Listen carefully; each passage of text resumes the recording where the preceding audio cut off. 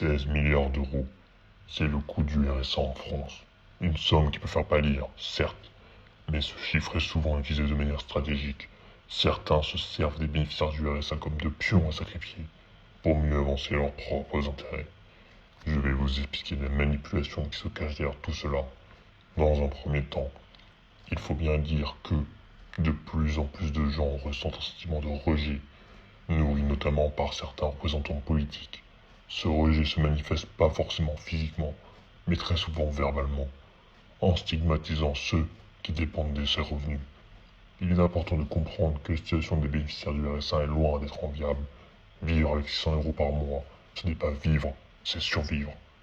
Oui, il existe des personnes qui profitent du système, de vrais profiteurs peut-être. Mais ne vous laissez pas tromper, ils sont loin d'être la majorité. Alors pourquoi tant s'acharner sur eux? C'est très simple.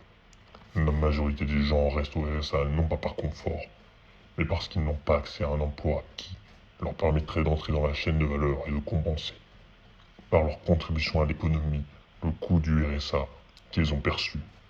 Le vrai problème, c'est l'incapacité de nos élus à relancer l'économie, à augmenter le nombre d'emplois disponibles, à créer les conditions d'un véritable retour au travail. Plutôt que d'admettre leur échec, il est plus facile pour eux de rejeter la faute sur ceux qui n'ont rien, sur ceux qui sont les plus faciles à attaquer. Cela ne veut pas dire que leur tâche est aisée. Moi-même, je n'en serais sans doute pas capable.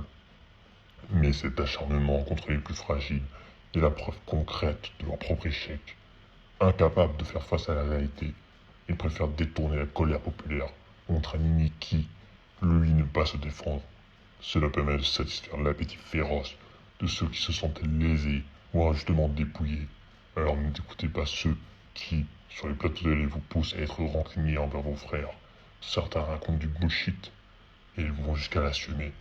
Leurs paroles, vides de toute solution réelle, n'ont pour but que de vous détourner des vrais problèmes. Maintenant, vous savez, vous ne pourrez plus dire que vous n'étiez pas au courant, n'est-ce pas?